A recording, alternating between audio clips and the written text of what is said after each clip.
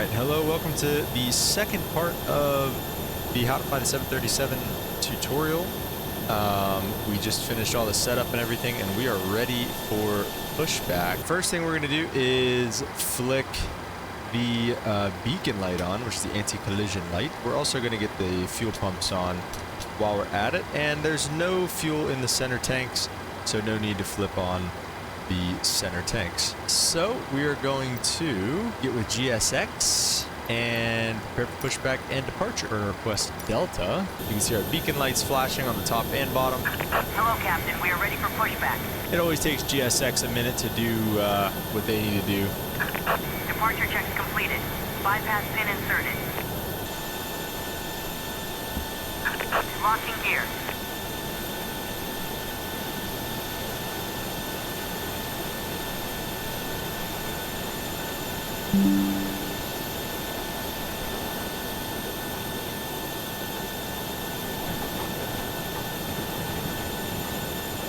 And we are going to go nose left, I believe. Yeah, nose left, tail right. Release parking brakes. Just looking at it, that's going to put us this way, facing out of the alley. And we'll go ahead and release the parking brake for him. For that, you have to tap the brakes. Release parking brakes, please. Okay. Commencing push. There you go. I don't know what the deal was with that. I had to go in and, oh, are the doors not shut?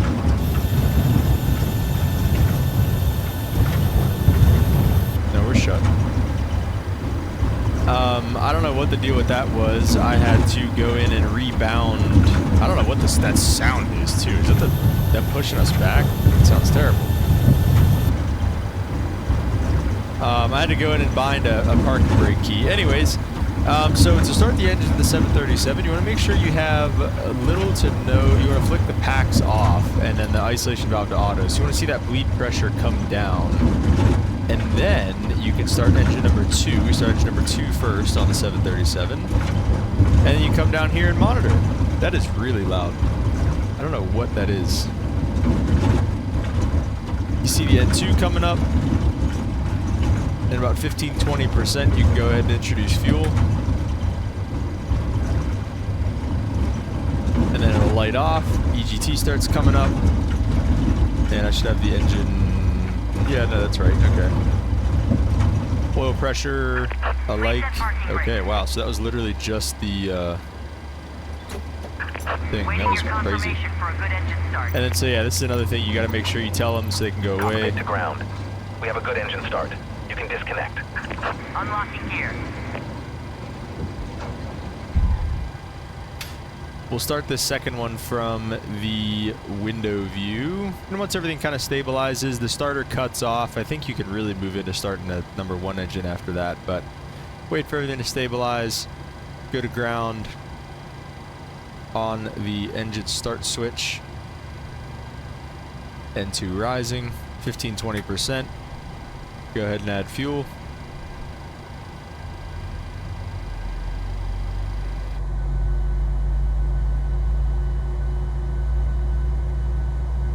Tow truck disconnected. Bypass pin removed. Left is clear. Right is clear.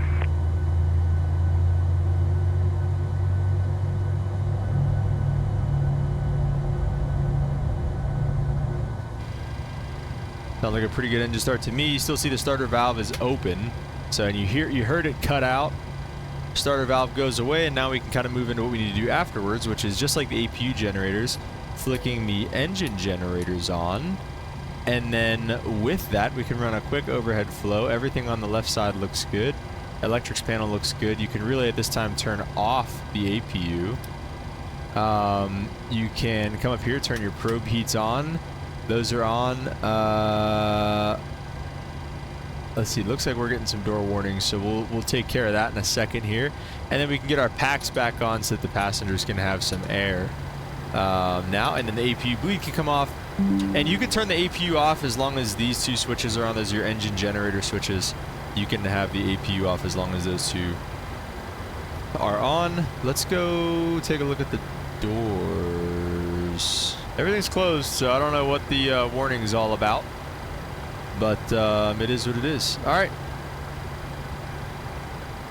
takeoff speeds are there. We're set. Let's go ahead and set auto brakes RTO, and then we'll go to the back view for flaps 5 for departure.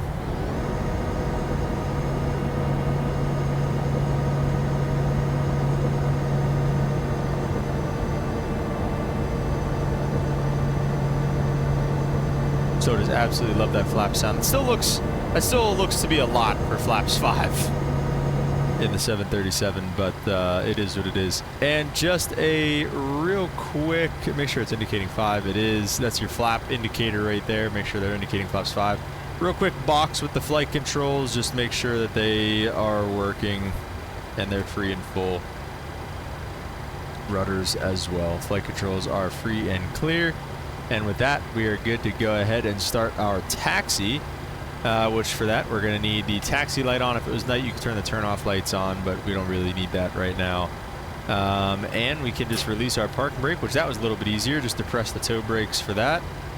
And we are going to taxi on to runway 36 center, which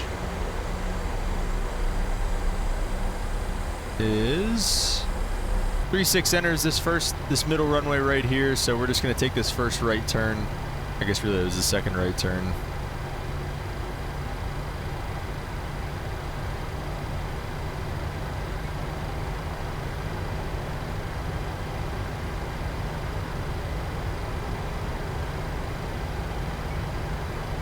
And we'll just see you guys down there. Let's see, where's the center line of this thing? Looks like that's about center line. So center line is more or less, I think it should be right on the buttons pretty much. So maybe I got to switch my camera up a little bit. I think that should be more or less center line right there. So we'll go ahead and set that. And give it a little bit more gas on our way down. Let's see, can we arm? We'll go heading select because the SID says that we're going to be on the 360 heading up till 032 to Jax. I don't think we can arm VNAV. Oh, we can. Okay, there we go. So VNAV's armed, heading selected.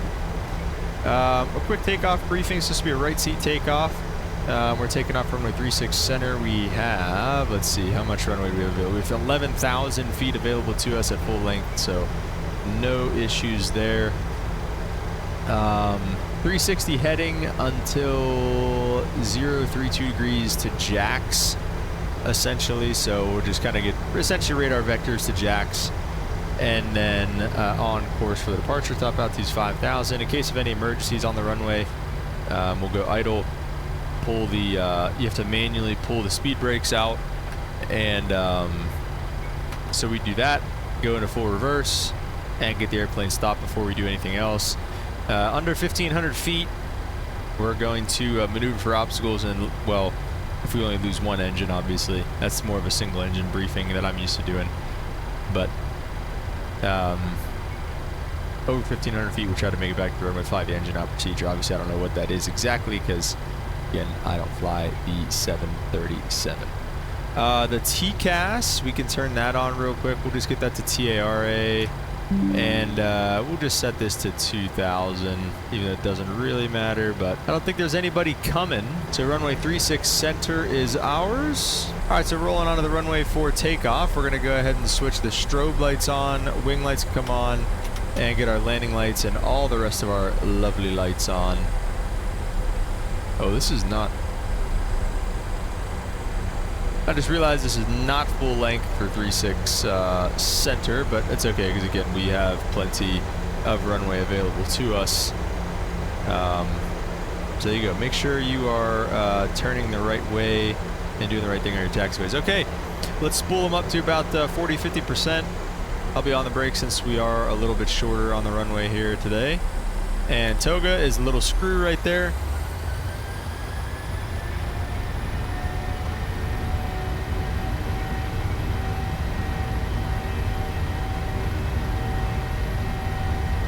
Airspeed's alive. 8 knots. Checked.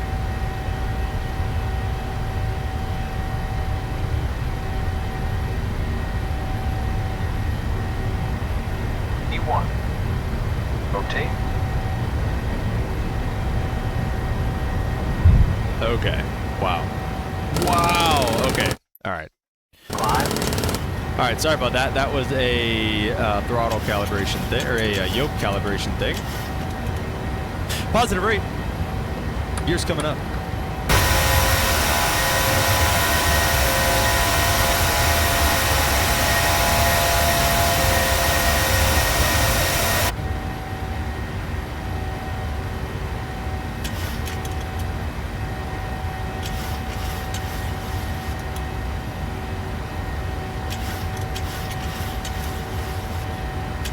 And let's go legs direct jacks. And we'll get LNAV selected.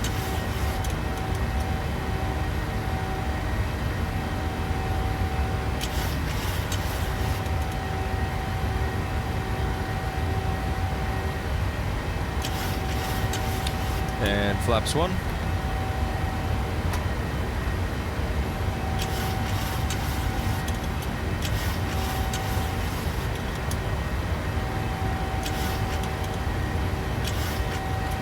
And flaps up, climb checklist.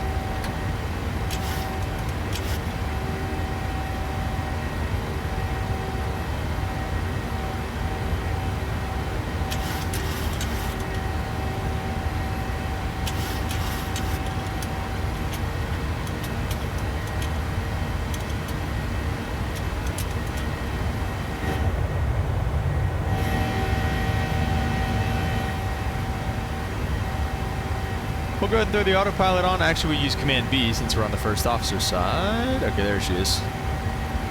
And we'll go ahead and say they cleared us up to 14,000. Auto brake off. Gear, you'd want to come down into the lock position, but I still don't know how to do that in this thing. I have no idea. It doesn't want to come down into the off position, so we always just leave it up. Flaps are up, gears up. And lights are as they need to be for now. And something good that we should have done beforehand was have the BB King 7 up on our iPad, but that's okay.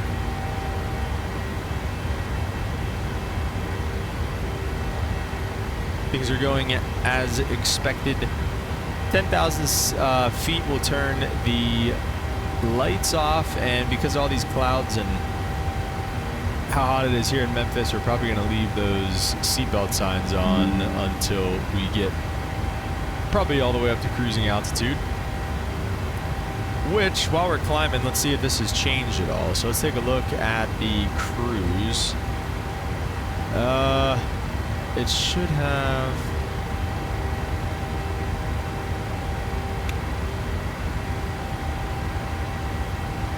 Where's my recommended? Doesn't have recommended for me right now. Oh, there it is. Never mind. Optimum and max. So yeah, 390. So let's take our 350 that we wanted.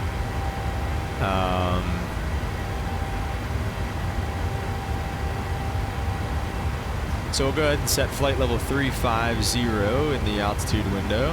Obviously, you'd be following ATC's instructions, but since we don't have air traffic control online, we are doing it ourselves. And then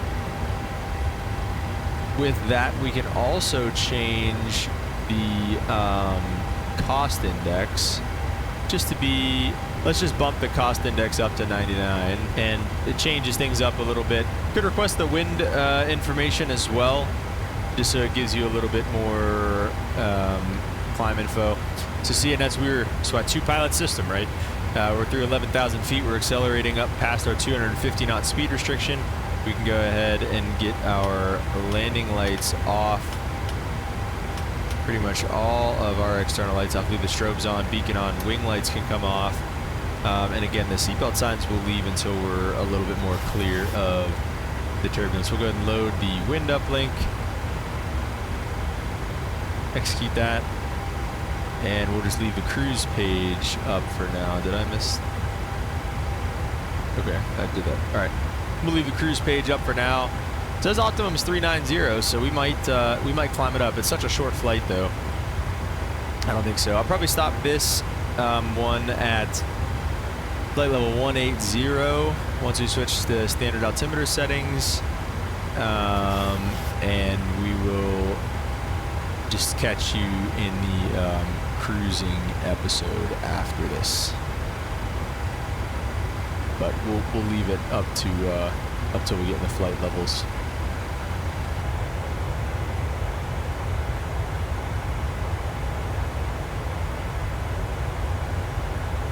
Not sure what our airspeed's doing there, but just keep an eye on it, I guess.